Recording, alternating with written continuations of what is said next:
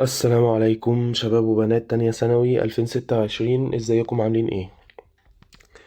مبدئيا بعتذر لو انا مقصر في مواعيد نزول الفيديوهات، يعني اتأخرت شوية. خلاص. هحاول ان شاء الله على قد ما اقدر الفترة الجاية انزل لكم الدروس اللي جاية بسرعة. طيب، النهاردة ان شاء الله هنحل التايب اوف كيميكال فورمولا. خلاص. والمولاريتي والدايليوشن بإذن الله. طيب قبل ما نحل بس تعالوا كده نفتكر الموضوع بسرعة. دلوقتي احنا عندنا تلات انواع من الفورمولا، تمام. الاستراكشر فورمولا، ودي اخره هيجيب لك الشكل، وانت منه يقول لك مثلا هات لي الموليكولار فورمولا، فهتعد عددهم وتكتب الموليكولار. او الامبيريكال، فبعد ما تجيب الموليكولار تقسم على ان اللي هو اصغر رقم بس. خلاص. خلاص. وتاني حاجة اللي هي الموليكولار فورمولا. تالت حاجة الامبيريكال فورمولا. طيب احنا عرفنا ان الاستراكشر دي بتبين لي التايب والنمبر اوف اتوم والبوندنج، طريقة البوندنج بين كل اتوم، تمام، شكل البوند من كل اتوم. ولكن الموليكولار فورمولا بيبين لي التايب والنمبر بس، يعني انا عندي مين؟ كربون وهيدروجين. عندي عددهم كام؟ 2 و6، 2 كربون و6 هيدروجين. خلاص. الامبيريكال فورمولا بقى هي السمبلست ريشيو من الموليكيولار فورمولا. طب السمبلست ريشيو دي بجيبها ازاي يا معلم؟ بعمل ديفايدد اصغر رقم.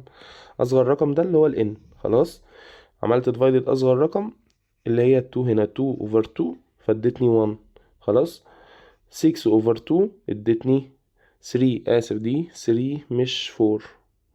6 اوفر 2 دي كده، عدلوا معايا دي 3. خلاص. ماشي. تمام. طيب، بيقول لك لو عملت ديفايدد اصغر رقم وطلع رقم مش صحيح، يعني not integer number، يبقى كده الموليكولار فورمولا هي الامبيريكال فورمولا. خلاص. واحنا بنحل هنفهم الموضوع ده برضو. طيب، هنا بقى طريقة ان انا ازاي احسب الامبيريكال فورمولا لما يديني ماس او نمبر اوف مول او اي حاجة، نمبر اوف بارتيكل او فوليوم. خلاص. احنا هنعمل تيبل بسيط جدا، ماشي، محدش يتخض من منظر التيبل، والله الموضوع سهل جدا. اول خطوه نمبر اوف مول. بنروح نجيب النمبر اوف مول، بحسبه من قوانين المول عادي خالص. لو هو مديني، احيانا ممكن يديني المول على طول، يبقى كتر الف خيره. واحيانا ممكن يديني الماس. خلاص. الماس هروح اعمل ماس اوفر مولر ماس، جبت المول. او ممكن يديني بارتكل، نمبر اوف بارتكل، فاعمل نمبر اوف بارتكل على افوجادرو. ممكن يديني فوليوم. خلاص. اي حاجه بقى سواء ايه اللي هيديهولي، ماشي، هروح اجيب منه النمبر اوف مول. خلاص. جبت النمبر اوف مول لاكس وجبت النمبر اوف مول لواي. اكس وواي دول اي سيمبل، يعني لسه ما نعرفش مين، يعني لما هنحل هنعرف. خلاص. تاني خطوه بقى اروح اجيب الريشيو. الريشيو دي بعمل ايه؟ بقسم الصغير على الصغير، وبقسم الكبير على الصغير. خلاص. يبقى بقسم الصغير على الصغير وبقسم الكبير على الصغير. صغير ايه وكبير ايه؟ النمبر اوف مول اللي انا طلعتها هنا دي، بشوف الرقم الصغير فيها. خلاص. واقوم قسمه على نفسه. والرقم الكبير بقسمه على ايه؟ الرقم الصغير اللي هو هنا ده، اللي انا قلت ان ده الصغير لو انا افترضت يعني. ماشي. حلو. لو الريشيو طلعت رقم صحيح في الناحيتين، وليكن هنا 1 وهنا 4، فخلاص انا كده بكتفي بهذا القدر وكده انا خلصت. ويبقى انا كده عندي اكس 1 وواي 4. دي كده الامبيريكال فورمولا لو طلع رقم صحيح زي ما اتفقنا. طب ما طلعش رقم صحيح يا مستر، بعمل ايه؟ الفراكشن ده. خلاص. معلش التابلت فصل ورجعنا تاني. طيب. كنا بنقول ان احنا لو الرقم ما طلعش صحيح، خلاص، وليكن طلع فراكشن زي كده، فبقوم واخد الرقم الدينومينيتور اللي تحت، تمام، اعمله ملتبلاي الرقمين. يعني بروح عند ال1 واعمل ملتبلاي 3، واروح ال4 اوفر 3 اعمل لها ملتبلاي 3، فتطلع 3 وتطلع 4. خلاص. دي السمبلست ريشيو. الخطوه دي مش بنحتاج لها كتير لو بس طلعت فراكشن زي ما قلت لكم، تمام. اه، هتلاقيني كاتب لك لو الريشيو ما طلعتش رقم صحيح، بعمل ملتبلاي الرقم اللي تحت في الفراكشن اللي هو الدينومينيتور يعني. تمام. حلو قوي. طيب، في بقى سؤال بيقول لك طب ازاي اجيب الموليكولار فورمولا من الامبيريكال فورمولا وانا مش معايا اصغر رقم؟ مش احنا فوق هنا كنا بنقول عشان اروح من الموليكولار للامبيريكال بعمل ديفايدد الان اللي هو اصغر رقم اللي هو هنا 2. طب ما انا في الامبيريكال بقى اصلا انا خلاص عملت يعني عملت ديفايدد اصغر رقم، فراح ما بقاش معايا اصغر رقم ده. فاهم قصدي؟ هرجع ازاي هنا؟ بملتبلاي اصغر رقم. ما هو هنا عشان ارجع من الامبيريكال للموليكيولار بعمل باي اصغر رقم اللي هو الان. انا معيش الان، هجيبها ازاي؟ هنشوف دلوقتي. طيب الان بتساوي، خلاص من القانون اهو، موليكيولار فورمولا كانت قلنا عشان نرجع نجيب الموليكيولار فورمولا بنعمل الامبيريكال فورمولا ملتبلاي الان. طب انا معيش الان، خلاص، فهنعدي دي بالديفايدد تبقى الموليكيولار فورمولا على الامبيريكال فورمولا. طيب ايه على ايه بالظبط؟ المولر ماس بتاع الموليكيولار فورمولا على المولر ماس بتاع الامبيريكال فورمولا. خلاص جبنا ده كده، احنا جبنا الان، نروح نعمل بقى ايه؟ ملتبلاي الامبيريكال فورمولا، جبنا الموليكيولار فورمولا عادي جدا خالص. ماشي، يلا بينا نحل. طيب اول سؤال بيقول لي the empirical formula of C4H8O2. خلاص طيب تعالى نجيب الامبيريكال فورمولا بتاعتنا يا معلم. فين اصغر رقم؟ ال2. تمام، حلو، يبقى 4/2 يبقى C2. طيب 8/2 يبقى H4. ال2/2 ب1. بس كده خلاص، اللي هي هتطلع choice B. ماشي زي الفل. What is the empirical formula of the compound whose molecular formula is، ومديني الموليكولار فورمولا. طيب الحتة دي حلوة قوي، السؤال ده حلو قوي. ليه؟ عشان في ناس هتروح تعمل يعني تمسك ال N دي خلاص وتعمل لها divided، وتمسك ال O دي ال O3 دي وتعمل لها برضو divided. لا يا جماعة، دي على بعض كده، دي على بعض كده اسمها نايتريت، فهتتعامل معاملة الحاجة الواحدة. يعني انا لما اروح اعمل divided هعمل divided للبراكت مش للإليمنت اللي جوه البراكت. خلاص طيب تعالى، فين اصغر رقم هنا؟ هو ال3. محدش بقى يقول لي 1، يقول لي ليه يا مستر ما النيتروجين عندها 1 ايه؟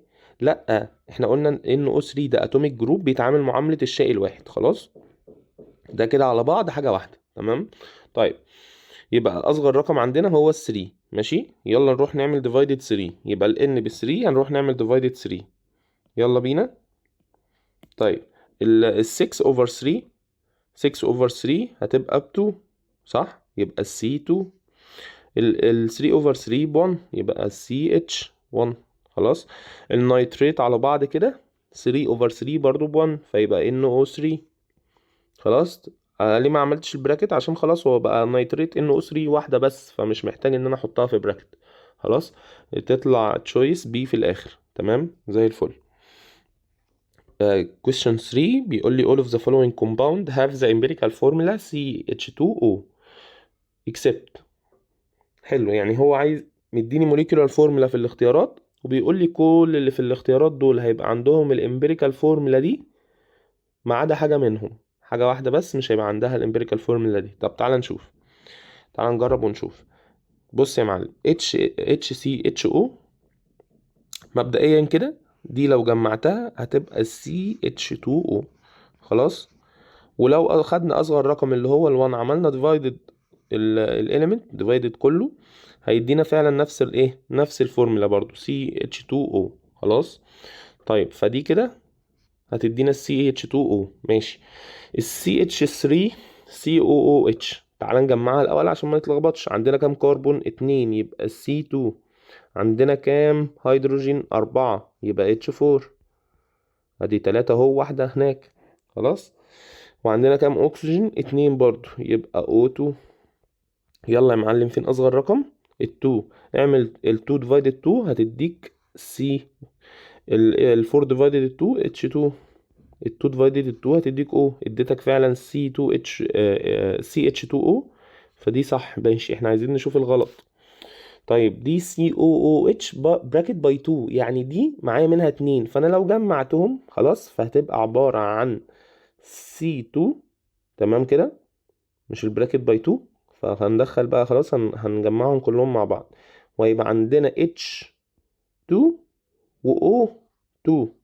حلو كده، ده كده بعد ما جمعتهم. يلا اصغر رقم هو ال2 فهنعمل كلها divided 2 فهتطلع عندنا CHO. دي ما طلعتش CH2O زي ما احنا عايزين، يبقى هي دي يا معلم. ثانية واحدة ثانية واحدة، احنا في حاجة عملناها غلط، احنا جمعنا غلط، سوري. احنا عندنا 2 O جوه البراكت. خلاص عندنا 2 O جوه البراكت وهي في براكت باي 2، فهتبقى في O4 مش O2. تمام كده، O4 مش O2. اعمل بقى divided by 2 كله، يبقى 2 over 2 ب1. ال H والكربون هيبقوا ب1. خلاص، ال O ب4 over ال 2 هتبقى ب2. CHO2 برضو ما طلعتش زي ما انا عايز، ما طلعتش الفورمولا اللي انا عايزها اللي هي CH2O. تمام، فهي دي الاجابه بتاعتي، الاكسبشن بتاعي. خلاص. طيب اخر واحده لو جربناها برضو، اللي هو قسمنا على 6 هيدينا CH2O برضو. تمام كده. طيب question 4 بيقول لي the empirical formula of the acid CH3COOH اللي هو الاسيتيك اسيد. مش محتاجين نعرف اسمه دلوقتي، بس انا بقول لكم يعني ان شاء الله السنه الجايه هندرس الاورجانيك بالتفصيل، ودي متهيألي الحاجه اللي هتحببكم في الكيمستري بجد يعني. طيب الاسيتيك اسيد ده اللي هو خل الطعام مبدئيا. ماشي. is the same empirical formula of the compound. يعني ايه؟ هو مديني الاسيتيك اسيد، مديني الموليكيولار فورمولا بتاعته. خلاص، بيقول لي ان الامبيريكال فورمولا بتاعت الاسيتيك اسيد هي نفس الامبيريكال فورمولا بتاعت انهي كومباوند من الاختيارات دي. خلاص، فاحنا مبدئيا بس الاول هنروح نجيب الامبيريكال فورمولا. طيب تعالى نجمع عشان نجيب الامبيريكال فورمولا بسهوله. انا عندي 2 كربون و4 اتش و2 اكسجين، صح كده؟ اصغر رقم هو ال2، فهيبقى divided 2 لكله، يبقى السي. يبقى كده الامبيريكال فورمولا هي السي H2O. تمام كده، حلو قوي. تعالى بقى نشوف مين في الاختيارات هيدينا ايه نفس الامبيريكال فورمولا دي. كويس، ايه بيقول لي HCOOH. خلاص، يعني بعد ما نجمعهم المفروض تكون عاملة كده، تكون CH2O2. حلو، اصغر رقم هو ال1، فلما هنقسمها على ال1 هتفضل نفس الفورمولا، فلا مش ما ادتنيش اللي انا عايزها. خلاص. طيب اللي بعدها لو جمعناها برضو ماشي. هو انا بس عايزك تفهم حاجة، ال OH دي ماشي، يعني ال H دي ماشي، احنا ممكن نجمعها لو احنا بنكتبها كفورمولا عادي. خلاص. طيب تعالى نجمعها يا عم، تعالى نجمعها. انا عايزك بس تفهم ان ال OH دي على بعض كده اسمها هيدروكسيل جروب. خلاص. طيب مش موضوعنا. تعالى نجمع C2H. عندنا كده 2H في جوه البراكت و4 بره، يبقى 6H6 و O2. تمام، divided 2 كله يبقى CH3 و O. ما اديتناش برضو الفورمولا اللي احنا عايزينها. حلو، اخر واحدة تشويس سي. تشويس سي اقسم على 6. خلاص، لكله هتديك فعلا CH2O. يبقى الإجابة بتاعتي تشويس سي. تمام كده، تمام زي الفل. يبقى احنا بنعمل ايه؟ بنجمعهم ونقسم على اصغر رقم ونشوف مين اللي هيدينا نفس الايه الفورمولا، الامبيريكال فورمولا بتاعه الاسيتيك اسيد. خلاص، حلو زي الفل. طيب question 5 بيقول لي number of units of empirical formula in C2H2O4. خلاص، يعني ايه number of units؟ يعني من الاخر كده هو بيقول لك عايز ال n اللي هو اصغر رقم. خلاص، اصغر رقم. طيب تعالى يا معلم، اصغر رقم ده هنا ال2. اصغر رقم ال2 لما نقسمها على 2 هتبقى CHO2. خلاص، يعني كده النمبر اوف يونت عندي هي 2. طيب انا مش فاهم بالظبط يا مستر برضو ايه النمبر اوف يونتس. بص، معناها يا معلم ان انا لو مسكت الامبيريكال فورمولا دي، خلاص، انا محتاج منها كام يونت. الفورمولا دي محتاج منها كام يونت، كام واحدة عشان اكون الفورمولا دي. خلاص، فانا محتاج 2 يونتس من دول، 2 يونتس. خلاص، ده يا معلم كده ايه معنى النمبر اوف يونتس اللي هو بيقول لي عليها. حلو، اتمنى تكون وضحت. طيب question 6 بيقول لي which of the following is considered as empirical formula، ومديني اختيارات. حلو، تعال نشوف.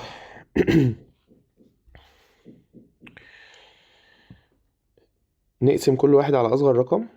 خلاص، over 2 يبقى n و O2. تمام، اللي بعده over 3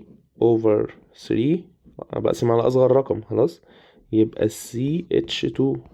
ماشي، NH3 على ال1 هتدينا هي خلاص. دي C4H8 يبقى اقسم على ال4 يبقى CH2 8/4 ب2. حلو خلاص. يبقى الوحيدة اللي طلعت عندي نفس يعني الفورمولا بتاعتها طلعت هي خلاص. لما قسمت على ال1 هنا ادتني نفس الفورمولا، فدي تعتبر كده امبيريكال وموليكولار في نفس الوقت. تمام، هو ده اللي هو عايزه. يبقى دي كده الامبيريكال هي الموليكولار. تمام ماشي زي الفل. بيقول لي question 7 بيقول لي the compound that each molecule of it consists of 3 atoms of carbon و 6 atoms of hydrogen و 1 atoms of oxygen. ده ايه ده؟ ده هو بيقول لي ان الموليكول compound that contain molecule of it consists of 3 atoms of carbon. خلاص هو ماشي. عندنا 3 كربون اتوم، وعندنا ايه تاني 6 اتوم of hydrogen يعني عندنا H6، وعندنا ايه تاني 1 اتوم of oxygen يبقى O واحدة بس. خلاص يبقى C3H6O. تعال نشوف مين في الاختيارات هتلاقيه مدينا ده. C3 تعال نعد هنا كده. بص يا معلم، C3 في CH3 في براكت يعني عندنا C3 صح كده، وعندنا H3 جوه البراكت، وبره البراكت واحدة يبقى H4. لا احنا عندنا H6، عايزين H6 مش H4. اللي بعدها choice B هتلاقيه H3 فلا برضو. خلاص طيب اللي بعدها choice C. تعال نجمع. عندنا 2 C جوه البراكت اهو يبقى C2، وواحدة بره البراكت يبقى C3. تمام الكربون كده مظبوطة، بس جوه البراكت خلاص في H3 والبراكت باي 2 يبقى H6. تمام زي الفل. وعندنا بره البراكت واحدة اكسجين فزي الفل قوي كده. فعلا دي ادتني نفس اللي ايه اللي هو عايزه. خلاص يبقى هي دي تشويس سي هي الإجابة بتاعتي. طيب اللي بعده question 8 بيقول لي which of the following compound its empirical formula has the largest molar mass. طيب سؤال سهل جدا. هروح الأول أجيب الامبيريكال فورمولا بتاع كل واحد. خلاص السي 6H6 يعني هقسم على 6 فهتبقى CH. خلاص تشويس بي هقسم هنا على 4 أظهر رقم فهتديني للأسف بص هنقسم على 4 هتديني سي واحد. خلاص ال H10 لما هنقسم ال 10 على 4 هيدينا رقم فراكشن أو ديسيمال. خلاص 2.5. تمام.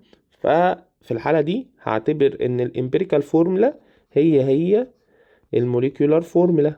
أنا قايلها لكم في النوت أهو. خلاص اهو هتلاقيني كاتبها لكم اهو. لو عملت ديفايدد اصغر رقم وطلع رقم مش صحيح يبقى نوت انتجر، اللي هو يعني رقم مش صحيح نوت انتجر يعني، يبقى كده الامبيريكال فورمولا هي الموليكولار فورمولا. خلاص حلو. اللي بعده تشويس سي هيبقى عندنا هنا سي هنقسم على 3 فيبقى عندنا بس يا حبيبي هيبقى عندنا سي اتش 2. خلاص طيب السي 2 اتش 6 هنقسم على 2 فيبقى عندنا سي اتش 3. حلو قوي. بص بقى هو انا مستر محتاج اروح احسب المولر ماس بقى لكل واحده واقعد اضيع وقت؟ لا اصلا كلهم عندهم كربون واحده بس. هي تشويس بي الوحيده اللي عندها ايه عندها 4 كربون، فخلاص هي دي وش الاكبر حاجه. ان انا بقول لك 4 كربون يعني 12 باي 4 كله 12 12 12 بس. خلاص فاكبر واحده من غير ما احسب وضيع وقت هي تشويس بي. دايما خليك ايه لماح كده عشان برضو ما تضيعش وقت وانت بتحل. خلاص عايز تحسبها براحتك روح احسبها هتلاقيها برضو تطلع تشويس بي ما فيهاش مشكله عادي جدا. لو انا عايز اتاكد بقى وعندي وسواس يا مستر روح احسبها عادي جدا. طيب question 9 بيقول لي what is the chemical formula of the oxide of nitrogen which contains 63.64% by mass of nitrogen. حلو مديني البرسنتج بتاعت النيتروجين. خلاص انا محتاج ايه محتاج برضو البرسنتج بتاعت الاكسجين. طب ما هو برسنتج اي كومباوند على بعض كده التكوين بتاعه كليا بيبقى 100. خلاص فانا عايز برسنتج الاكسجين هعمل ايه 100 ماينس الرقم 63.64 هيدينا 36.36%. خلاص طيب واحنا اتفقنا عشان نشتغل خلاص بنقوم شاطبين على البرسنتج دي ونكتبها جرام.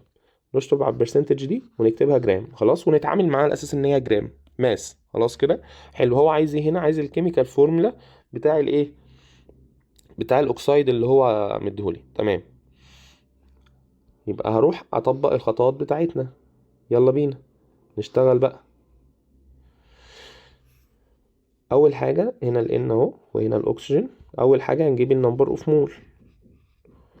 خلاص يلا نشوف النمبر اوف مول هنعمله ازاي. ماس على المولر ماس، يبقى الماس النمبر اوف مول بتاع ال N هيبقى ماس اللي هو 63.64 اوفر ال N. ال N اوفر المولر ماس، اسف، ماس على المولر ماس اللي هو ال 14، الاتوميك ماس بتاعها 14. يبقى كده ايكوال كام؟ 63.64 اوفر 14 يدينا 4.5.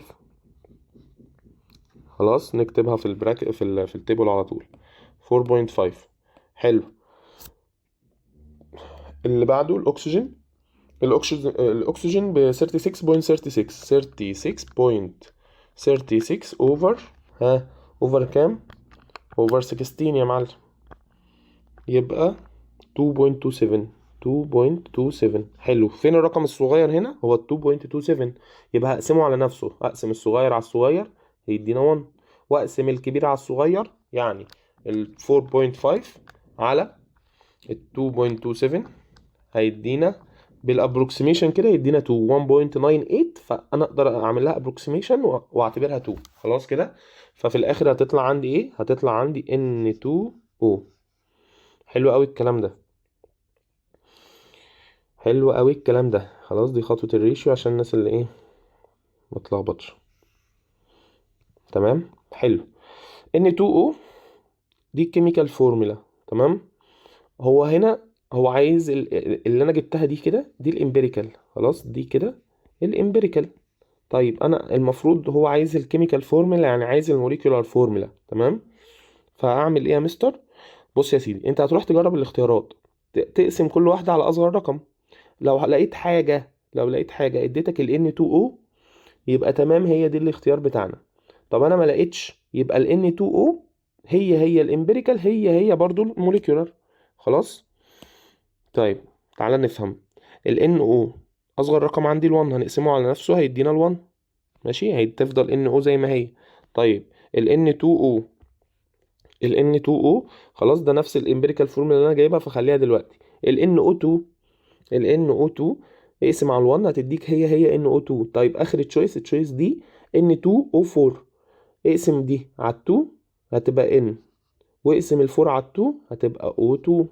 حلو. ما ادتنيش برضو اللي انا عايزه، ما ادتنيش الامبيريكال فورمولا دي، فبالتالي الامبيريكال فورمولا هي الموليكيولار فورمولا. خلاص تشويس بي. حلو قوي الكلام ده. يلا بينا نخش على اللي بعده. Question 10. What is the empirical formula of the oxide of sulfur which contain 50% by mass sulfur؟ يعني مديني البرسنتج بتاعت الماس بتاعت السلفر. خلاص. بالتالي انا هستنتج البرسنتج بتاعت الاكسجين. البرسنتج بتاعت الاكسجين كده هتبقى 50 باقي ال 100. تمام. مش لازم بقى ايه نحط برسنتج، هنعتبرها جرام، وهنا برضو هنعتبرها جرام. خلاص عشان نتعامل مع على اساس ان هي ماس. هو عايز الامبيريكال فورمولا. يلا نروح نعمل خطواتنا عادي جدا. هات التيبل الجميل. هنا سلفر، وهنا اكسجين، وهنا مول. حلو. يلا نعوض، نحسب المول. الماس بتاع السلفر ب 50 جرام على الاتوميك ماس بتاعه ب 32، يبقى 1.56. هنقول 1.5. ماشي، مش هزعلك يا عم، 6 اهي. تمام ماشي. اللي بعده الاكسجين 50 على 16 ماس على المولر ماس، يبقى 3.1. 3.1. خلاص حلو. انا اقدر اقول ان هي 3 واقدر اقول ان هي 1.5. خلاص ماشي. الريشيو تاني خطوة. الريشيو هنا اصغر رقم على نفسه هتدينا 1. خلاص. والكبير على الصغير يبقى 3 على 1.5 هتدينا كام؟ هتدينا 2. يبقى كده انا عندي SO2 دي الامبيريكال فورمولا اللي هي تشويس بي. حلو الكلام وسهل وزي الفل يا مستر. ماشي الحمد لله. question 11 بيقول لي a compound consists of 3 element in the following percentage، ومديني percentage كل ايه element، وعايز ايه هو بقى، عايز الريشيو ما بين الكربون والهيدروجين. خلاص. طيب هروح اعمل التيبل بتاعنا. تمام. واحط فيها الكربون والهيدروجين بس. ليه ما حطيتش الاكسجين يا مستر؟ مش محتاج، هو عايز الريشيو ما بين الكربون والهيدروجين، فانا مش محتاج احط الايه الاكسجين معايا عشان ما اقعدش اخد وقت في الحساب. خلاص. طب يلا نحسب المول. ها المول بتاع الكربون الماس بتاعه ب 72. 72. خلاص هنشيل برضو ده نحط جرام. جرام عشان نعرف نتعامل ايه ان هم كماس. تمام. 72 اوفر الكربون ب 12 الاتوميك ماس يبقى 6. هنا 6. تمام. طيب ال H ب 12. 12 على 1 ب 12. تمام. الريشيو بقى اصغر رقم على نفسه فين؟ 6 اوفر 6 تطلع 1، وال 12 اوفر 6 تطلع 2. يبقى الريشيو ما بين الكربون والهيدروجين 1 to 2 بس وزي الفل. حلو قوي. طيب السؤال اللي بعد كده بيقول لي a sample of unknown compound is 33.2 gram and is composed of oxygen and vanadium elements. What is the chemical formula of this compound if the mass of oxygen in the previous sample is 14.6 gram؟ حلو. يبقى انا دلوقتي معايا ايه؟ هو دلوقتي قال لي ان انا عندي كومباوند تكوينه عبارة عن متكون من يعني اكسجين وفاناديوم. حلو قوي. الفاناديوم ده اللي هو الفي ده موجود في الدي إليمنت في الدي بلوك اسف. ان شاء الله هندرسه السنة الجاية بالتفصيل يعني. تمام. مش موضوعنا دلوقتي. طيب هو دلوقتي مديني الماس بتاع الكومباوند كله على بعضه ب 33. خلاص. وبعد كده قال لي ان ماس الاكسجين ب 14.6. تمام. طب ما انا كده اقدر اجيب ماس الفاناديوم صح؟ يبقى ماس الفاناديوم equal ها 33.2 minus 14.6 equal كام يا معلم؟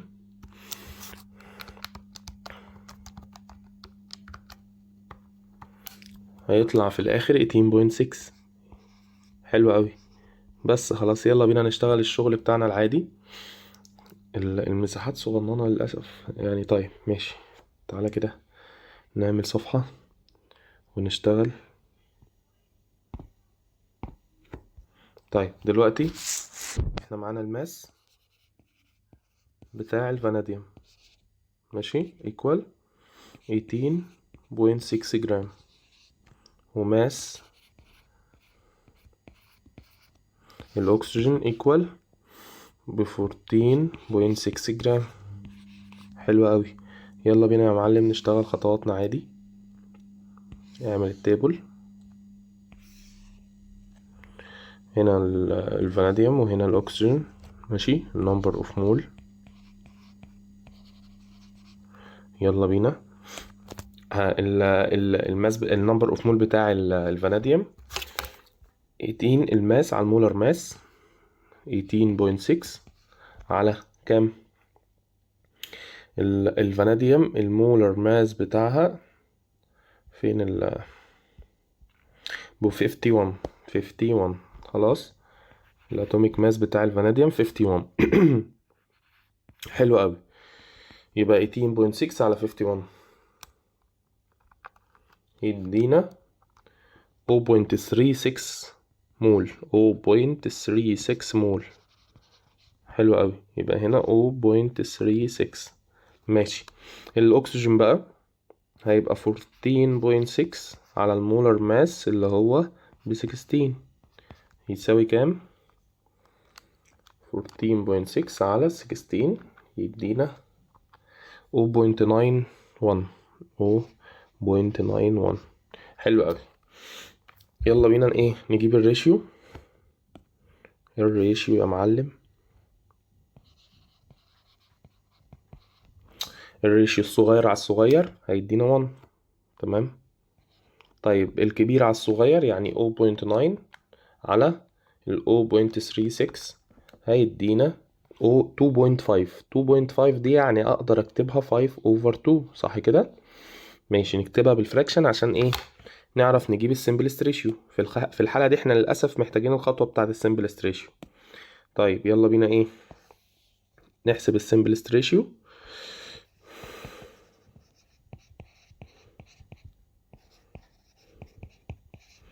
السمبلست ريشيو بنعملها ازاي؟ بناخد الرقم اللي تحت في الدينومينيتور ونعمل ملتبلاي. تمام، يبقى نعمل كله ملتبلاي 2، يبقى 1 باي 2، 1 باي 2 يدينا 2، 5 over 2 باي 2 تدينا 5. يبقى احنا كده طلعنا الريشيو خلاص، ال V2O5. حلو قوي كده، جميل قوي الكلام ده. طيب تعالى بقى نرجع للسؤال. الكيميكال فورمولا اوف ذيس كومباوند. طيب احنا برضو اللي جبناها دي ايه؟ الامبيريكال فورمولا، صح؟ حلو. طيب هنروح نشوف من الاختيارات دي لما نقسم على اصغر رقم في حاجه تديني V2O5. مفيش، يبقى هي الامبيريكال فورمولا في الحاله دي هي الموليكيولار فورمولا. يبقى الاجابه بتاعتي التشويس بي. تمام كده. طيب اتمنى تكون الدنيا واضحه وما فيهاش مشكله. طيب السؤال اللي بعد كده بيقول لي 0.23 جرام of compound X combust أو burn in excess amount of oxygen. طب هو مبدئيا كده بس اللي مش فاهم الجزء ده أو حاسس إن هو صعب، فإن شاء الله في فيديو كده هيظهر لك سواء بقى في علامة الأي فوق أو في الديسكريبشن هسيبهولك. خلاص إن شاء الله أنا شارح فيه الجزء ده بالتفصيل، يعني عشان تبقى فاهم إيه هو الكومباست أو البيرن للأورجانيك كومباوند عامة. تمام. الجزء ده من تالتة ثانوي بس هو حب يدلعك يعني ويحطها لك في تانية ثانوي كده. تمام. طيب مش عايزك تتخض من السؤال ولا منظره، ماشي؟ احنا هنمشي خطواتنا عادي جدا. دلوقتي هو مديني ايه؟ مديني الماس بتاع الكربون دايوكسيد. تمام خلاص. ومديني الماس بتاع ال H2O وعايز ايه في الاخر؟ عايز الامبيريكال فورمولا. طب ما الامبيريكال فورمولا دي هنروح نعمل التيبل بتاعنا، صح كده؟ طيب تعالى كده ايه نشوف هنشتغل ازاي في السؤال ده. دلوقتي هو اداني الماس بتاع الكومباوند اكس، ومديني ايه يا معلم؟ مديني الماس بتاع الكربون دايوكسيد والماس بتاع ال H2O، وعايز الامبيريكال فورمولا اوف كومباوند اكس. طب انا اصلا ما اعرفش كومباوند اكس ده بيتكون من ايه اساسا. تمام. احنا متفقين ان حرق اي اورجانيك كومباوند تكوينه الاساسي لازم يكون فيه كربون وهيدروجين عشان بيطلع عندي كربون دايوكسيد ووتر فيبور. بس لو نزلت بصيت في الاختيارات هتلاقي كل الاختيارات فيها O، CHO. تمام كده. فاستنتجنا من هنا ان الكومباوند فيه برضو O. تمام. هو ينفع؟ ينفع عادي، ما الاورجانيك كومباوند فيه كربون وهيدروجين وحاجة تانية ماسكة معاه عادي جدا. ان شاء الله السنة الجاية تعرف ده بالتفصيل. طيب هنحل ازاي دلوقتي يا مستر؟ هقول لك يا سيدي، نعمل التيبل بس بتاعنا الجميل. ماشي. هنحط هنا الكربون وهنا الهيدروجين وهنا الاكسجين، وهنا الاول عايزين نعرف المول، صح كده؟ وعايزين نعرف تاني خطوة ايه؟ الريشيو.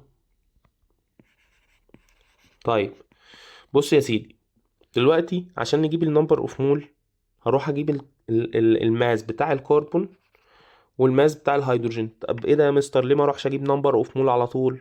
هقول لك، ما انا لو جبت نمبر اوف مول على طول هاخد النمبر اوف مول ده واحوله للماس عشان اقدر اعرف الماس بتاع الاكسجين. ليه هعرف الماس بتاع الاكسجين ازاي؟ لما اجيب الماس بتاع الكربون والماس بتاع الهيدروجين اقدر اعمل الماس بتاع الكومباوند ماينس الاتنين، كده جبت ماس الايه؟ الاكسجين يا معلم. فهمت احنا هنعمل ايه؟ هنروح نجيب دلوقتي ماس الكربون والهيدروجين، بعد كده ناخد الاتنين دول نعملهم ماينس الماس بتاع الكومباوند، كده عرفنا الماس بتاع الاكسجين. بعد كده بقى نحسب النمبر اوف مول عادي، سهله جدا، ماس على المولر ماس. طيب يلا بينا هنحسب دلوقتي ايه اول خطوه كده.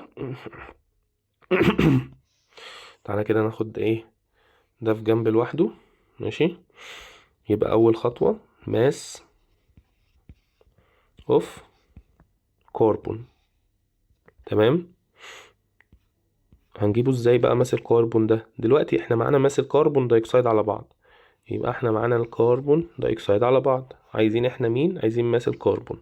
الكربون دايوكسيد جواها 1 كربون. خلاص حلو قوي. معانا احنا الماس، يبقى نستخدم الجزء بتاع الماس على المولر ماس. الناس بقى اللي مش فاهمه ايه الجزء والكلام اللي احنا بنقوله ده، خلاص تروح تسمع ليسون 1 ان شاء الله اول ربع ساعه يعني شارحين الكلام ده بالتفصيل. خلاص. عايزين احنا نعرف ايه؟ عايزين نعرف الماس برضو. تمام. يبقى ماس على مولر ماس ملتبلاي ال n، اوعى تنسى ال n. يلا نعوض. الماس هنا قال لي بكام؟ ب 0.22. 0.22 على المولر ماس بتاع الكربون دايوكسيد اللي هو 44 جرام. خلاص لما نروح نحسبه يعني اهو هيدينا 44 جرام. ال N بكام؟ ال N ب1 اهو، 1 هنا مفيش رقم يبقى 1. خلاص ماشي. الماس بس ليه كده حبيبي؟ الماس بقى هنا بتاع الكربون ده اللي انا عايز اعرفه. المولر ماس يا معلم بكام؟ المولر ماس ب 12 بتاع الكربون ب 12. ال N بكام؟ ب1. خلاص يا ساتر يا رب. طيب تعالى نحسب كده. يبقى 0.22 multiply 12 على 44 يدينا 0.06. يبقى الماس بتاع الاكسجين بتاع الكربون 0.06. خلاص جرام. حلو قوي. 0.06 جرام. ماشي. نحسب دلوقتي، هنروح نحسب دلوقتي الماس بتاع الهيدروجين. حلو. دلوقتي ال H2O انا معايا الماس بتاعها صح؟ طب ال H2O دي جواها قد ايه هيدروجين؟ جواها 2 هيدروجين. تمام. يلا بينا، احنا معانا الماس يبقى هنا ماس على مولر ماس، اوعى تنسى ال N. الناحية التانية برضو انا عايز اعرف الماس، فيبقى ماس على مولر ماس ملتبلاي ال N. ماشي. يلا يا معلم نعوض. الماس هنا بكام؟ قال لي ب 0.09 جرام. 0.09 جرام زي الفل. الناحية تحت المولر ماس هنحسبه من البراكت ب 18 والN ب1. خلاص. الناحية التانية الماس ده اللي انا عايز اعرفه. المولر ماس بتاع ال H ب1 والN بكام عندي؟ الN ب2 يبقى 1/2. خلاص يلا بينا نحسب. فيبقى 0.09 multiply 2 over 18 يدينا في الاخر 0.01 جرام.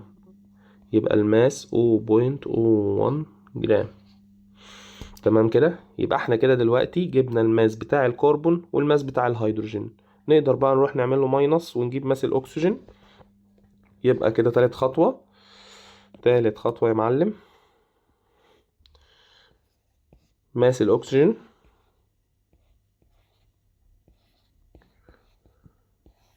ايكوال الماس التوتال بكام؟ ب 0.23.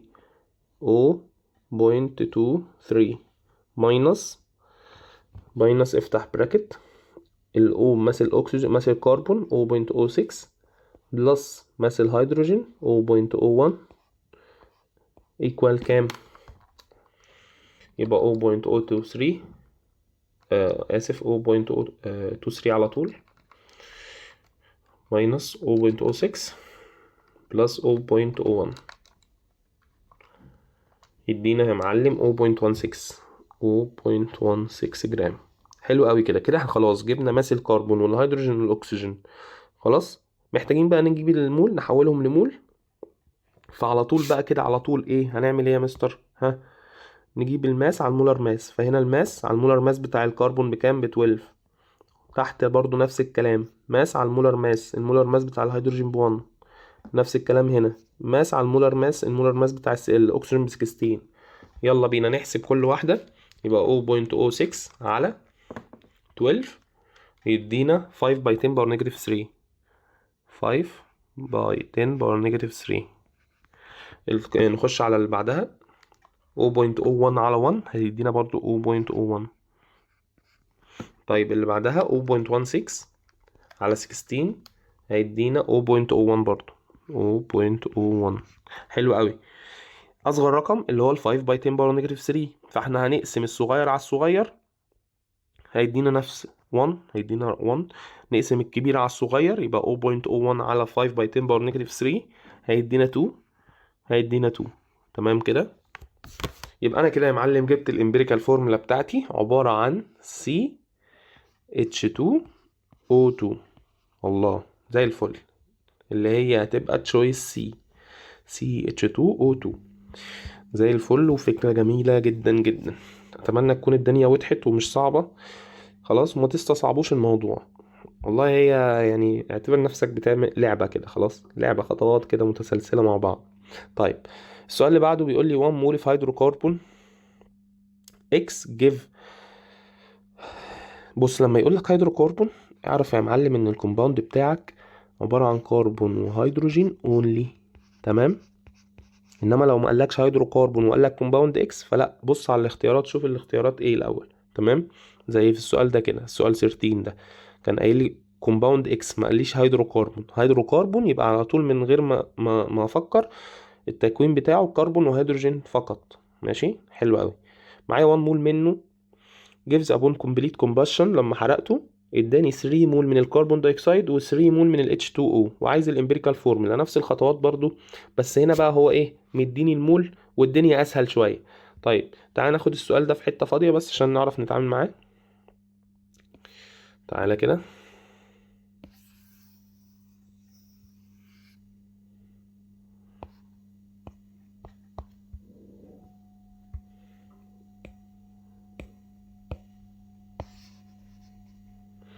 يلا بينا. هنعمل ايه بقى؟ هنعمل التيبل بتاعنا عادي خالص. التيبل بتاعنا كربون، هيدروجين، وهنا مول، وهنا ريشيو.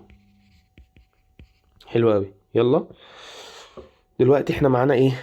معانا ان 1 مول من الكومباوند ماشي، ومعانا برضو كمية الكربون دايوكسيد اللي طلعت وكمية الايه الهيدروجين الووتر فيبور اللي طلعت. طيب هنروح منها نحسب كمية الكربون. طيب انا عايز كمية الكربون دلوقتي خلاص. طيب السي او 2 فيها كام كربون؟ فيها 1 كربون. ماشي. يبقى احنا معانا ايه عن السي او 2؟ معانا نمبر اوف مول صح، هو قال لي هو نمبر اوف مول ب 3 مول. يبقى هنا نمبر اوف مول على ان ايكوال الناحية التانية انا عايز نمبر اوف مول، يبقى نمبر اوف مول على ان. حلو قوي. عوض يا معلم على طول. يبقى هنا النمبر اوف مول بكام؟ ب3، الان ب1، الناحية التانية انا عايز اعرفها، والان ب1. يبقى انا خلاص كده معايا 3 مول من الكربون اهو. لما هتحسبها هتلاقيها بتردو ب3. يبقى هنا ب3 مول. يبقى اخش احط هنا 3. تمام. طيب الهيدروجين. الهيدروجين انا عندي ال H2O فيها كام H؟ فيها 2 H. حلو قوي. ومعايا انا النمبر اوف مول بتاع ال H. خلاص يبقى هنا نمبر اوف مول، معايا النمبر اوف مول بتاع ال H2O اسف، وانا عايز النمبر اوف مول بتاع ال H على ال N. يلا يا معلم عوض. نمبر اوف مول ال H2O ب3 اهو، مديهولي في السؤال برضو ب3، والN هنا ب1 الناحية التانية، ده اللي انا عايز اعرفه. ال N بكام؟ ب2. يبقى 2 باي 3 هيدينا النمبر اوف مول ب 6 مول. 6 مول. خلاص يبقى هنا 6. تمام. حلو قوي. اقسم الصغير على الصغير يعني 3 على 3 يبقى ب1، والكبير على الصغير 6 على 3 يبقى ب2. خلاص بس كده يبقى CH2 اللي هو تشويس A. سؤال سهل وبسيط ومفيهوش اي مشكلة. يلا اللي بعده. طيب السؤال اللي بعد كده بيقول لي an organic compound with empirical formula CHCl and its molar mass equal to 291 جرام بير مول. يبقى هو مديني ايه الامبيريكال فورمولا ومديني المولار ماس بتاع الموليكولار فورمولا. حلو قوي. what is the number of mole of the atoms in 1 mole of this compound؟ حلو قوي السؤال ده. رابط يا معلم النمبر اوف مول ورابط الجزء بتاع الاندايركت بروبلمز خلاص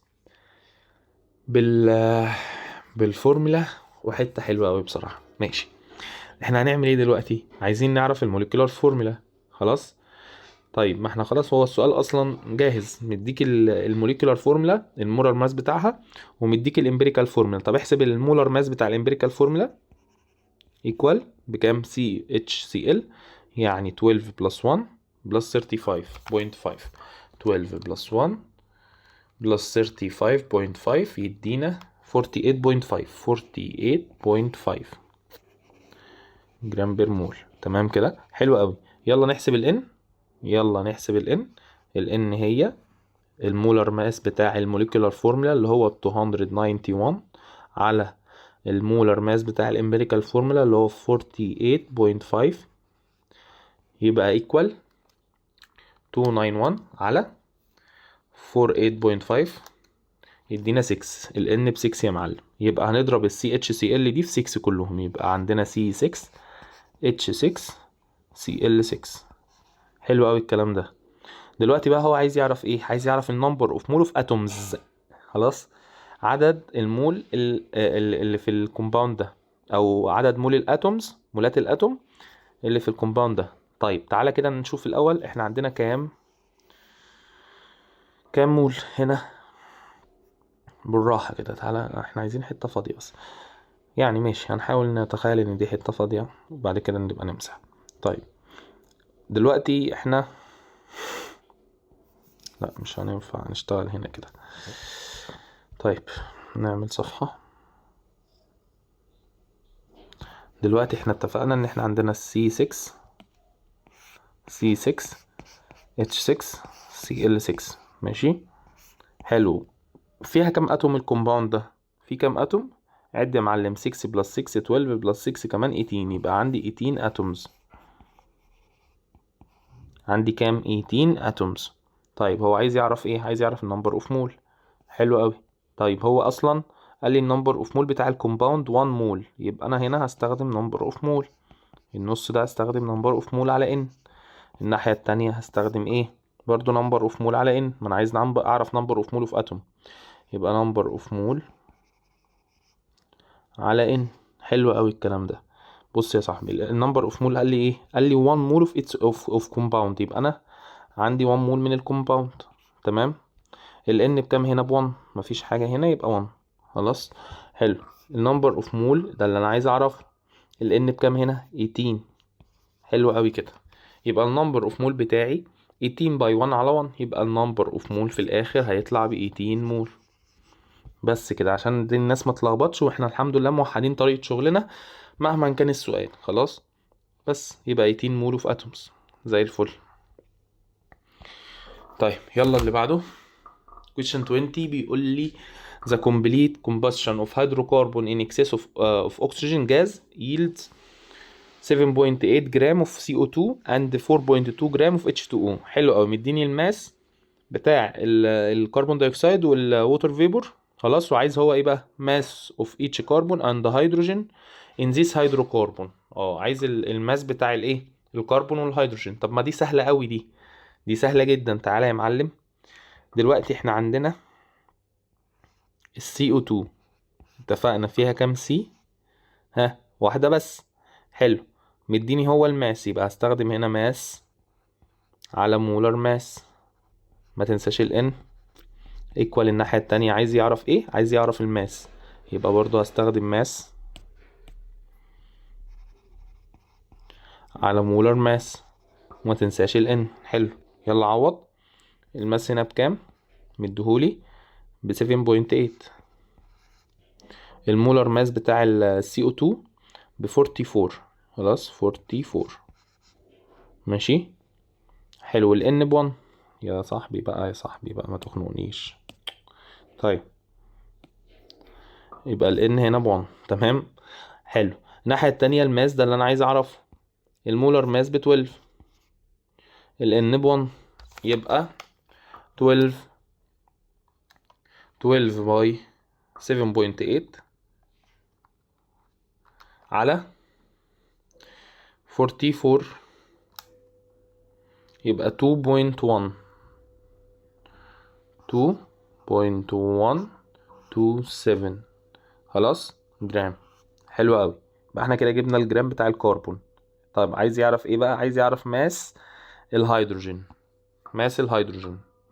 يلا يا معلم نفس الكلام. ال H2O فيها كام H؟ فيها 2 H. خلاص حلو. النص ده انا معايا الماس، يبقى استخدم ماس على مولر ماس. واوعى تنسى ال N. الناحية التانية معايا عايز الماس برضو، يبقى استخدم ماس على مولر ماس.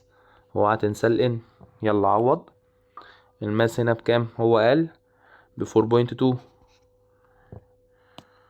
يلا ماشي معلش 4.2. خلاص المولر ماس بتاع الووتر ب 18، روح احسبه هتلاقيه ب 18. ال N هنا ب 1 يبقى باي 1. الناحية التانية ده اللي أنا عايز أعرفه، إنما هنا المولر ماس بكام بتاع الهيدروجين ب 1، ال N بكام ب 2 يبقى 1 باي 2 بس. خلاص يلا نروح نعمل الكروس مالتيبليكيشن. يبقى 2 باي 4.2 اوفر 18 يطلع معانا يا معلم 0.46. 0.46 او اللي هي بالابروكسيميشن هتبقى 0.47. يبقى الاجابه بتاعتي التشويس دي.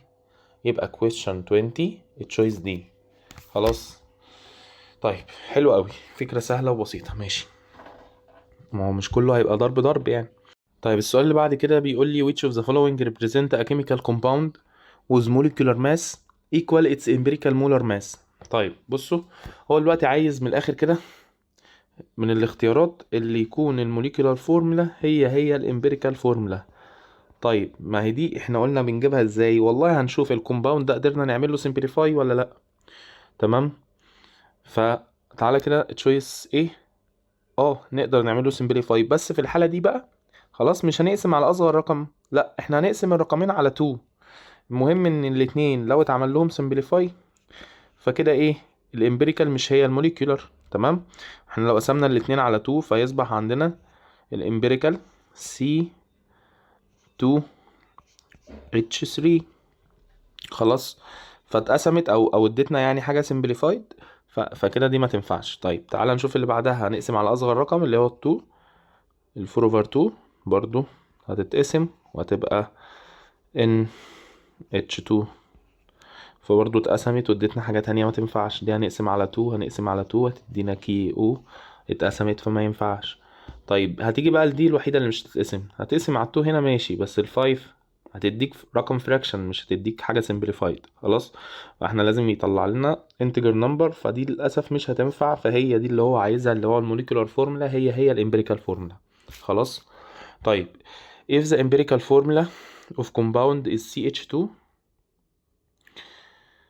and its molar mass 56 so its molecular formula ايه. حلو قوي. طيب هو مديني دلوقتي المولر ماس بتاع الموليكولار فورمولا بتاع الكومباوند، تمام، ومديني الامبيريكال فورمولا.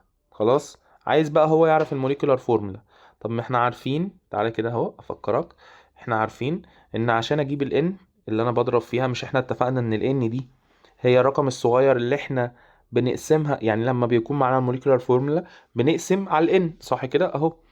لما يكون معانا الموليكولار فورمولا هنا ماشي، كنا بنقسم على الان اللي هو اصغر رقم، خلاص يدينا الامبيريكال. هنا دي 3 تمام ماشي.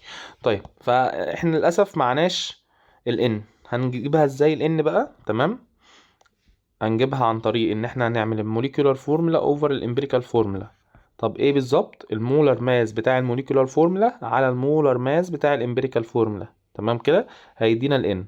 خلاص فيلا بينا نحل ونشوف. طيب دلوقتي المولر ماس بتاع الامبيريكال فورمولا ده تعالى نحسبه. السي ب 12 صح، 12 بلس 2 2 اتش ب 2 يبقى 14 جرام بير مول. حلو قوي كده، احنا معانا خلاص المولر ماس بتاع الموليكولار والمولر ماس بتاع الامبيريكال. يبقى ال N equal مولر ماس الموليكولار اللي هي 56 على مولر ماس الامبيريكال اللي هو ب 14. نشوف ايكوال كام الكلام ده.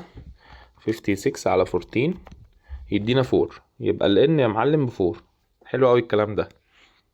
خلاص هنروح نضرب بقى عشان نجيب نحول من الامبيريكال للموليكولار. بص اهو التحويله اهي برضو. خلاص عشان نمشي من الموليكولار للامبيريكال كنا بنعمل divided n. خلاص طب عايزين نرجع من الامبيريكال للموليكولار بنعمل multiply n اللي هو الرقم الصغير. تمام حلو قوي كده، احنا جبنا ال n خلاص. يلا يا معلم، يبقى CH2 اضربها كلها في 4 multiply 4. خلاص هيطلع عندنا C4H8 2 باي 4 ب 8، يبقى C4H8 تشويس C الإجابة يا معلم. حلو قوي. السؤال اللي بعده بيقول لي the compound which is composed of 55.8 كربون و 7.03 من الهيدروجين و 31.17 من الايه اكسجين. حلو، مديني برسنتج كل حاجه من الكومباوند خلاص، وبيقول لي ايه and its molecular mass خلاص او its molecular formula اسف is composed of 2 units of its empirical formula. حلو قوي حلو قوي السؤال ده. هذا molecular formula. طب تعالى كده بص يا معلم، هو بيقول لك ايه دلوقتي؟ احنا مبدئيا هنروح نجيب الامبيريكال فورمولا، مديني برسنتج كل اتوم، وهنروح نجيب الامبيريكال فورمولا عادي بالخطوات بتاعتنا. هنعمل التيبل تمام. تعالى كده الاول نجيب الامبيريكال فورمولا.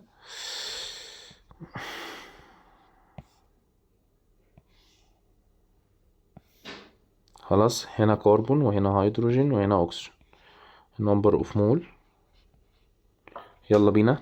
النمبر اوف مول بكام؟ مديني هو البرسنتج، اتفقنا بنشطب عليها ونعتبرها جرام. برسنتج بنتعامل معاها على اساس ان هي جرام عادي خالص. حلو قوي. يلا بينا نجيب الكربون 55.8 على 12 الاتوم المولر ماس بتاعها، يبقى الماس على المولر ماس 55.8 على 12 يدينا 4.65. حلو. اللي بعده 12 الهيدروجين، نجيب الهيدروجين اللي هي 7.03 على 1 هتبقى 7.03. خلاص تمام. الاكسجين اخر حاجة 37.17 على 16 الاتوميك ماس بتاع الاكسجين ب 16 يدينا 2.3. حلو قوي الكلام ده. فين اصغر رقم؟ ال 2.3. يبقى الصغير على الصغير، يلا نجيب الريشيو. نقسم الصغير على الصغير يبقى ب1، نقسم كل واحد فيهم على الصغير برضو، الكبير على الصغير يبقى 7.03 على ال 2.3 يدينا 3.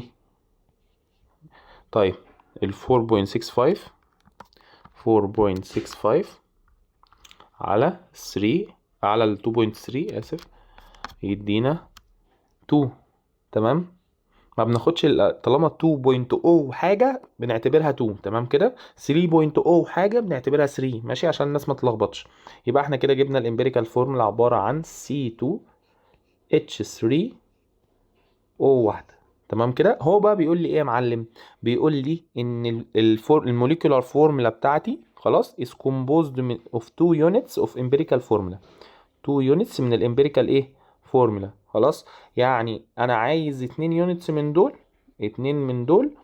تمام. عشان ايه؟ ابقى جبت الموليكولار، يبقى هنضرب دي في 2. خلاص، يبقى يا معلم كده الموليكولار فورمولا بتاعتي، الموليكولار فورمولا هتبقى عبارة عن، اضرب بقى كل حاجة في 2 يبقى C4H6O2. C4H6O2 يبقى تشويس سي الإجابة بتاعتي.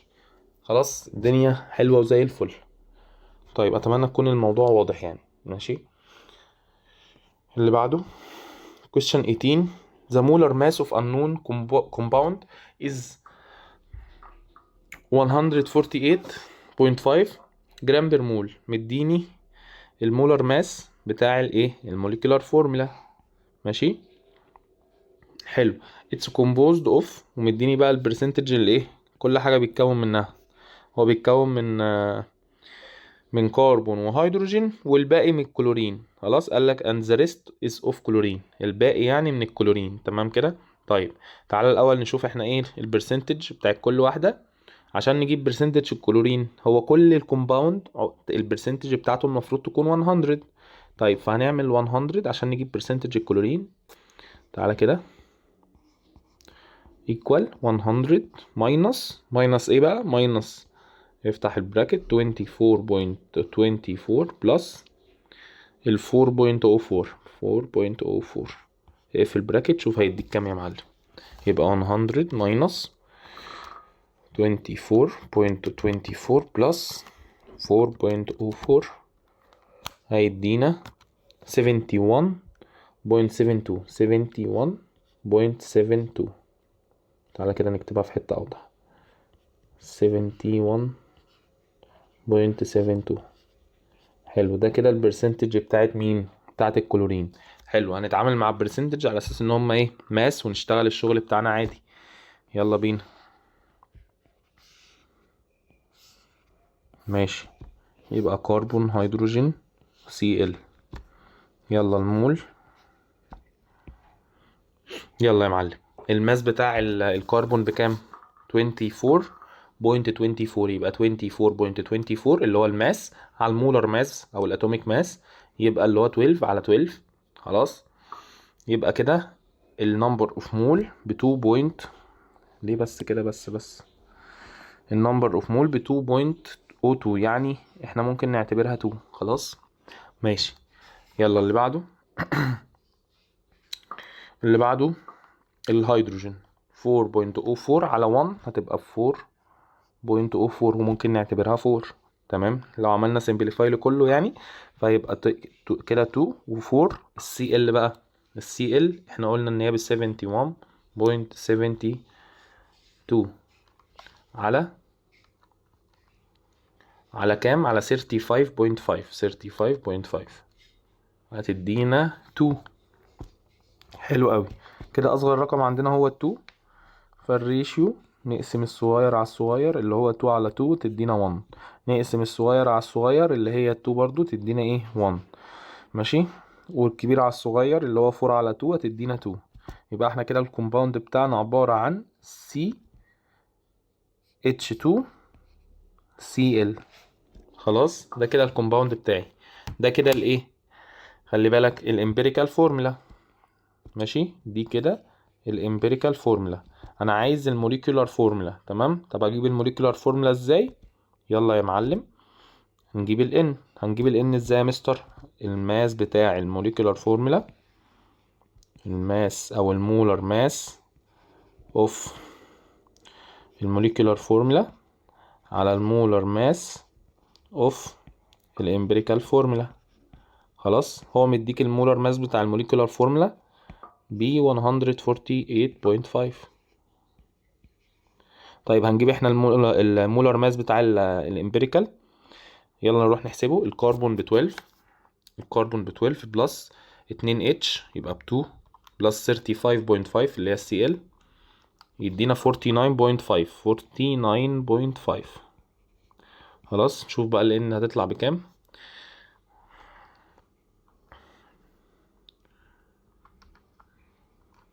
تطلع ال N ب 3. حلو قوي، كده ال N ب 3. ماشي، يلا يا معلم نروح نضرب الامبيريكال فورمولا في 3. فيطلع عندنا C3H6 Cl3 C3H6Cl3 اللي هو تشويس سي. خلاص، زي الفل، والدنيا جميلة ان شاء الله تكون الدنيا جميلة، اتمنى من الله ذلك يعني. طيب السؤال اللي بعد كده بيقول لي عندي 10.6 جرام من سامبل اوف هيدروكربون. خلاص، عملت لها كومبليت بيرنينج، طلع عندي 35.86 جرام من ال CO2 و 7.38 جرام من ال H2O. تمام، حلو، ومديني المولر ماس بتاع الايه، الموليكولار فورمولا بتاعت الكومباوند. تمام، بيسألني بقى بيقول لي how many mole of hydrogen atoms are found in 1 mole of this hydrocarbon. يعني عايز يعرف عدد ال H، خلاص، اللي موجودة في 1 مول من الهيدروكربون ده. طيب مبدئيا كده انا لازم اروح اعرف مين الهيدروكربون. يعني هروح اجيب الامبيريكال فورمولا وبعدها اجيب الايه، الموليكولار فورمولا. طيب يلا بينا نجيب الامبيريكال.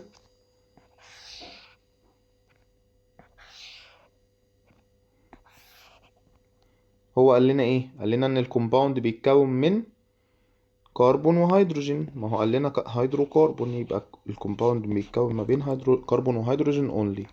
خلاص ماشي، اول حاجة هنروح نجيبها المول. يلا يا معلم، هنجيب المول ازاي؟ ما احنا معانا الماس بتاع ال CO2، هنروح نجيب منه النمبر اوف مول بتاع الكربون. طيب يلا، يبقى هنا ماس على مولر ماس في ان، والان ب1. خلاص احنا خلاص بقى اشتغلنا السؤال ده كتير. والناحية دي نمبر اوف مول. تمام، على ان. ماشي، والان ب1. طيب يلا يا معلم عوض. الماس هو مديهولي وقال لي بكام؟ ب35.86. حلو قوي. المولر ماس بتاعت ال CO2 لما هنحسبها هتطلع ب44. خلاص قلنا ال N ب1 وهنا ال N ب1 والنمبر اوف مول عايز اعرفه. يلا يا معلم احسب كل ده وشوف هيديك كام في الاخر. يبقى 35.86 multiply 1 على 44 يطلع ب 0.815. يطلع كده النمبر اوف مول ب 0.815 مول. حلو قوي، يبقى نكتب هنا النمبر اوف مول بتاعنا 0.815. ماشي، يلا نجيب النمبر اوف مول بتاع ال H. خلاص ال H2O فيها كام H؟ فيها 2 H. حلو، وانا معايا الماس بتاع ال H2O، يبقى ماس على مولر ماس ملتبلاي ال N equal. انا عايز النمبر اوف مول بتاع ال H. حلو، يبقى نمبر اوف مول على N. بس كده خلاص. روح عوض. الماس بتدولي بكام هنا؟ 7.38. المولر ماس بتاع الووتر ب18. ال N ب1. الناحية التانية ده اللي انا عايز اعرفه. ال N هنا بكام؟ ب2. بس خلاص يلا يا معلم. ماشي، ما علينا. احسب نشوف هيطلع بكام. يبقى 7.38 multiply 2 على 18 يدينا 0.82. 0.82. حلو قوي، يبقى 0.82. حلو قوي الكلام ده. يلا الريشيو نقسم الصغير على الصغير اللي هو ال 0.815. هنعتبر ان ده الصغير خلاص، يبقى نقسمه على ايه؟ على نفسه يدينا 1. وال 0.82 على فكرة برضو هتطلع بالابروكسيميشن 1 يعني. تمام، 0.815 ويطلع عندنا 1 برضو زي ما اتفقنا. خلاص حلو قوي. طيب يبقى احنا كده الامبيريكال فورمولا بتاعتنا طلعت ب CH. طيب انا عايز اجيب الموليكولار فورمولا، فهروح اجيب ال N. طب هنحسب ال N ازاي؟ هنحسب المولر ماس بتاع الامبيريكال فورمولا الاول. المولر ماس بتاع الامبيريكال فورمولا equal 12 بلس 1 يبقى 13. خلاص ماشي. واحنا اتفقنا ان ال N المولر ماس بتاع الموليكولار فورمولا اللي هو اداهولي في السؤال قال لي ب 104 على المولر ماس بتاع الامبيريكال فورمولا اللي هو ب 13. يلا يا معلم نشوف هيطلع كام. يبقى 104 على 13 هيدينا 8. يبقى كده ال N ب 8. حلو قوي. يبقى نروح نضرب الكلام ده كله في 8. خلاص فيطلع عندنا الموليكولار فورمولا C8H8. حلو قوي الكلام ده. يبقى انا الموليكولار فورمولا بتاعتي فيها كام اتش؟ فيها 8 اتش. طيب تعالى بقى نشوف السؤال هو عايز ايه اصلا. خلاص فتعالى نجيب كده الكلام ده على بعض جنبه، يعني نشيلهم على جنب كده. ماشي، ليه بس كده؟ مش ده. خلي ده زي ما هو. بس استهدى بالله. طيب تعالى نعمل تاني.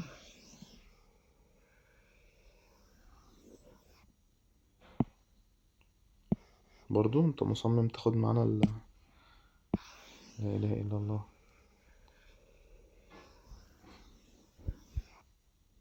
ماشي، ايوه كده كتر الف خيرك. حلو. طيب تعالى بقى نشوف احنا عايزين نعمل ايه. احنا عايزين ال number of mole of hydrogen atom are found in 1 mole of this hydrocarbon. طيب تعالى كده نشوف احنا ممكن نعمل ايه دلوقتي. الفورمولا دي C8H8 فيهم كام كام هيدروجين فيهم؟ 8 اتش، صح كده؟ حلو. هو بقى بيقول لي ال 1 مول of this hydrocarbon فيها كام مول من ال H؟ طيب ما احنا اتفقنا ان خلاص هو مدينا number of mole، فاستخدم هنا number of mole. تمام. على n equal الناحية التانية number of mole، عشان عايز اعرف ال number of mole على n. طيب ال number of mole هنا هو اداهالي وقال لي 1 اهي، 1 مول، ماشي، فهعوض هنا ب1 والn هنا ب1. النمبر اوف مول ده اللي انا عايز اعرفه، والn هنا بكام؟ ب8. خلاص، يبقى 8 باي 1، يبقى في الاخر النمبر اوف مول بتاعي ب8 مول، يعني تشويس دي. خلاص التشويس دي، والدنيا جميلة وزي الفل. طيب اتمنى تكون الدنيا واضحة. طب يا مستر، ده ادانا ال 10.6 جرام دي نعمل بيها ايه؟ كان بيسوحك عادي جدا. خلاص مش لازم كل حاجة يديها لك يعني نستخدمها. طيب ماشي زي الفل يا مستر. خلي بالك في ناس كانت هتروح تستخدمها، بس احنا ملناش دعوه بالناس دي. خلاص احنا عارفين الاجزاء بتاعتنا والحمد لله مسهله علينا كتير. طيب question 22 بيقول لي 264 of gram of strontium element. خلاص الاسترونيوم ده اللي هو الاس ار، ماشي. طيب react completely with 213 gram من الكلورين. تمام. to form a compound its molecular formula is ايه؟ ماشي حلو قوي. هنروح نعمل التيبل بتاعنا عادي خالص. تمام.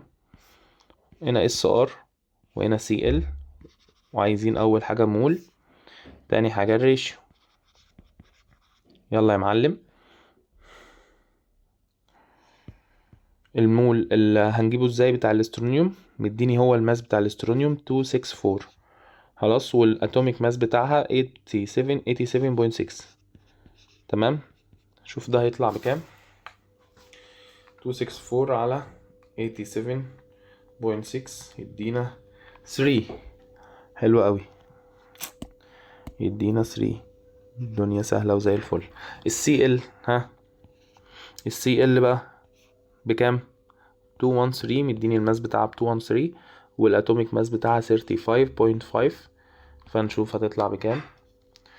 213 على 35.5 يدينا 6. يا سلام على الارقام الصحيحة. خلاص يبقى السي ال ب 6. حلو قوي. الريشيو بقى يا معلم، اقسم الصغير على الصغير يدينا 1، واقسم الكبير على الصغير يدينا 2. يعني كده انا عندي اس ار سي ال 2. خلاص. وبما انه ما ادانيش مولر ماس للموليكولار فورمولا، فانا هقدر اعتبر ان كده المولر ماس او الفورمولا دي اللي هي الامبريكال اللي انا جبتها دي، خلاص دي اقدر اعتبرها موليكولار فورمولا. تمام. يعني الامبيريكال دي هي الموليكولار فورمولا. ليه يا مستر؟ عشان هو ما ادانيش المولر ماس بتاع الموليكولار فورمولا اللي انا اقدر اجيب الان منها. خلاص. وبرضو زي ما احنا متفقين، لو رحنا جربنا في كل الاختيارات مش هنلاقي حاجة. يعني لو رحنا عملنا ديفايدد في كل الاختيارات، ديفايدد اصغر رقم، مش هتلاقي حاجة تديك اس ار سي ال 2. تمام. فبالتالي اتاكدت ان انا كده ايه، الامبيريكال فورمولا دي هي الموليكولار فورمولا. خلاص. فكده question 22 الانسر هيبقى بي. طيب نكمل المولاريتي والدايليوشن في بارت 2. خلاص، عشان الموضوع ما يبقاش تقيل عليكم، والناس اللي متابعه ومهتمه يقدروا يكونوا فاهمين كويس جدا. تمام. وانا ان شاء الله مش هتاخر عليكم في نزوله يعني باذن الله. شكرا لكم جدا الناس اللي بتكمل لاخر الفيديو.